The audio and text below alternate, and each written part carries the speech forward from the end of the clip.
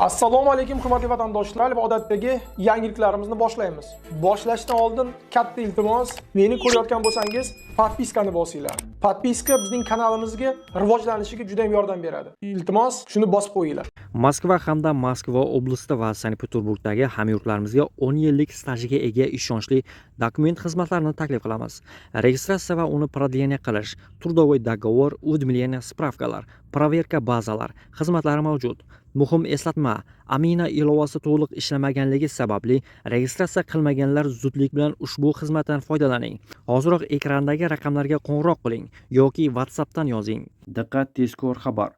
Rossiyalik telejurnalist Savolyov Markaziy Osiyoda maxsus harbiy operatsiya o'tkazishga chaqirdi. Assalomu alaykum qadrli mehmonlar, videodan to'liq xabardor bo'lish uchun videoga like va podpisatsiya tugmalarini bosib qo'ying. Rossiyalik telejurnalist Savolyov Markaziy Osiyo va Armanistonda ham maxsus harbiy operatsiya amaliyotini o'tkazishga chaqirdi. Jurnalist Armaniston hamda Markaziy Osiyo Rossiya uchun Suriya yoki Venesueladan ko'ra muhimroqligini aytib, ularni yo'qotish ulkan muammo bo'lishini ta'kidladi. U shuningdek Markaziy Osiyo mintaqasini bizning Osiyo deb atadi. Xalqaro huquq ham xalqaro tartib ham biz uchun ahamiyatsiz. Agar milliy xavfsizligimiz Ukraina hududida maxsus harbiy operatsiya o'tkazishni taqozo qilgan bo'lsa, xuddi shu mulohazalardan kelib chiqib nima uchun biz o'z ta'sir doiramizdagi boshqa hududlarda ham maxsus harbiy operatsiyalar boshlay olmasligimiz kerak, degan u.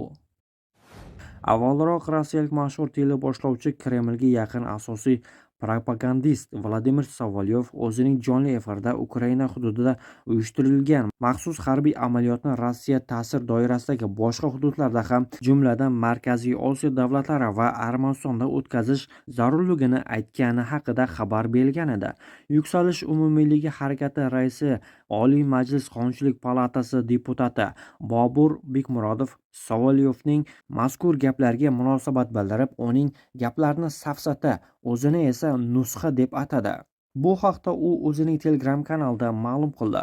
Shuningdek, u Kreml fantast jurnalisti Vladimir Savolyovning navbatdagi efirda Markaziy Osiyoda maxsus operatsiyalar o'tkazish haqidagi gaplarni safsata deb aytgan. Qayd etish joizki, Bobur Bekmurodov Rossiyadagi millatchilik g'oyalariga va turli propagandist bayonotlarga qarshi dalil chiqishlar qiladigan o'zbekistonlik sanoqli siyosatchilardan biri hisoblanadi. U oldinroq Rossiyada tojikistonlik migrant oilaning 10 yashar bolasi maktabda vahshiylarcha 15 yashar o'quvchi tomonidan o'ldirilishiga ham munosabat bildirib, bu holatni mamlakatda uzoq yillardan buyon olib borilayotgan anti-migrant siyosatining mevasi deb aytgan. Agar siz birinchi marta Moskvaga yoki Moskva viloyatiga ishlash uchun kelayotgan bo'lsangiz, migratsion hisobga qo'yish to'g'risidagi qog'ozdan tayyorlangan xabarnoma rasmiylashtirish shart emas. Hozirda ro'yxatdan o'tish qoidalari yanada oddiy va zamonaviy usulga aylangan. Nima qilish kerak? Birinchi, Amina mobil ilovasini o'rnating va uni migratsiya markaziga kelguniga qadar o'zingiz o'rnatishingiz kerak. Bu ilova xorijiy fuqarolar hisobini yuritishning yangi tartibi. Ikkinchi, patent rasmiylashtirish uchun hujjat topshirish maqsadida Mnogofunktsionalniy migratsion sentr Saxrovaga keling. 2025 yil 1-sentyabrdan boshlab Moskva va Moskva viloyatida yangi eksperiment joriy etilgan. Unga ko'ra, O'zbekiston, Tojikiston, Qirg'iziston, Ozarbayjon va boshqa davlatlardan ishlash uchun kelayotgan fuqarolar Amina ilovasidan foydalanishi shart. Ushbu ilova eski hisob tartibini to'liq almashtiradi. Amina orqali siz migratsiya markazining manzili bo'yicha ro'yxatdan o'tasiz. Agar yashash joyingiz, qanday manzilda yashashingiz va yoki dam olishingiz o'zgarsa, bu haqda masofadan turib xabar berib borasiz. Rossiyada majburiy tibbiy ko'rikdan o'tishdan bo'yin tovlagan mehnat muhojirlarini javobgarlikka tortish rejalashtirilmoqda. Bu haqda Davlat dumasi raisi Vyacheslav Volodin ma'lum qildi. Rossiyaga 3 oydan ortiq muddatga borgan xorijiy fuqarolar uchun Tibbiy ko'rikdan o'tish muddati 90 kundan 30 kungacha qisqartiriladi. Tibbiy muassasalar ko'rik natijalarini Rossiya Ichki ishlar vazirligiga, yuqumli kasalliklar aniqlangan taqdirda esa Rosobnadzorga taqdim etish shart bo'ladi.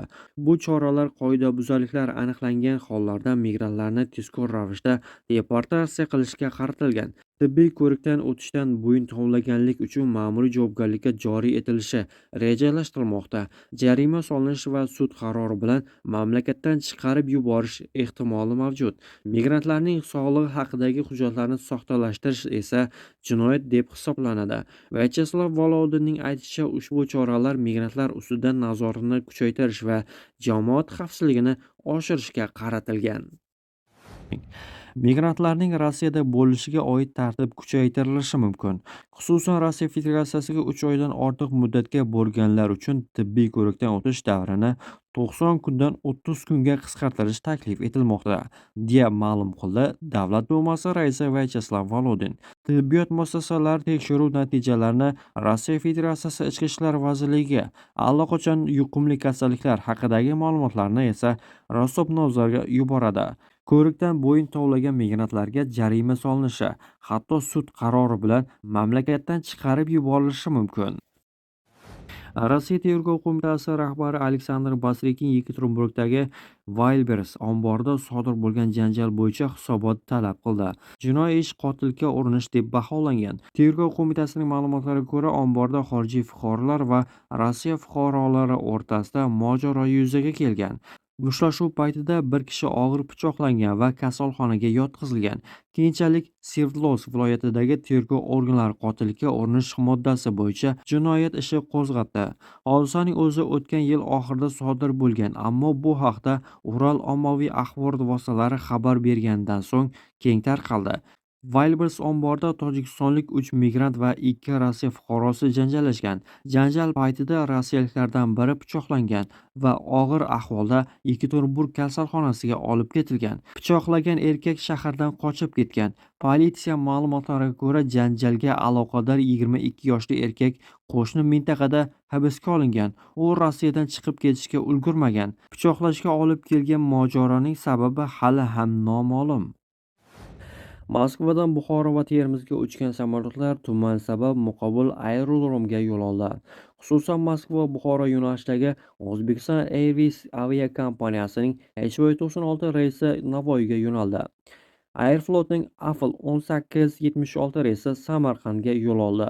Shuningdek, Azimutning Moskva-Termiz yo'nalishidagi Az 07055 reysi Samarqandga yo'l oldi. Samara shahrida migrant ishchi xavfsizlik vositalarisiz tomdagi qorni tozalayotib 6-qavatdan yiqilib tushgan. Jabrlanuvchi tez yordam mashinasi yetib kelguniga qadar olgan jarohatlardan vafot etgan. Tepalikdan yiqilib tushmay desangiz, ushbu qoidalarga qat'iy rioya qiling. So'nggi paytlarda xorijda ishlayotgan o'zbek muhojirlari orasida baland qavatlardan yiqilish holatlari keskin ko'paydi. Bu tasodif emas, xavfsizlik qoidalariga amal qilmaslikning sababidir. Siz Betmen emassiz, arqonsiz himoya vositalarisiz ishlay olaman deb o'zingizni ko'tarishni bas qiling. Rossiya tomonidan Ukrainadagi urushda qatnashgan andijonlik erkakka 2 yilga ozodlikdan cheklash jazosi tayinlandi. U haqda Qalampur.uz xabar berdi. Hujjatda keltirilishicha, erkak 2022-yilning dekabr oyida ishlash maqsadida Rossiya Federatsiyasining Moskva shahriga borgan. U Moskva va Chelyabinsk shaharlarida yetkazib berish xizmatida ishlagan. 2023-yilning 15-avgustida Chelyabinsk shahar sudi unga giyohvand vositalarni noqonuniy muomalasi bilan shug'ullanganligi uchun Rossiya Federatsiyasi Jinoyat kodeksining 228-moddasi 4-qismi bilan 8 yil muddatga ozodlikdan mahrum qilish jazosini tayinlagan. Shundan so'ng unga Rossiya tomonidan Ukrainadagi urushda qatnashish taklifi berilgan. Erkak 2024-yilning avgust oyida Rossiya qurolli kuchlariga yo'llangan va shartnoma tuzib, harbiy guvohnomani olgan hamda oddiy askar harbiy unvoni bilan harbiy xizmatga kirgan. 2024-yilning avgust-sentyabr oylarida Rossiya Federatsiyasining qurolli kuchlari tomonidan Ukraina Respublikasining Donetsk shahrini egallash uchun olib borilgan qurolli to'qnashuv va harbiy harakatlarda o'ziga biriktirilgan AK-74 o'qotar qurol bilan ishtirok etgan. Biroq snaryad portlashi oqibatida chap qo'li va chap oyog'idan jarohat olgan.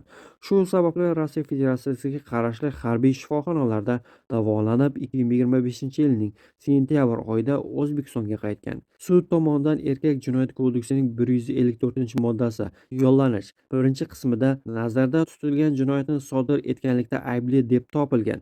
Unga nisbatan 5 yil muddatli ozodlikdan mahrum qilish jazosi tayinlangan. Biroq Jinoyat kodeksining 72-moddasiga shartli hukm qilish asosan mazkur jazo shartligi almashtirilib, unga 2 yil sinov muddati ozodlikni cheklash uy qamoq jazosi belgilangan.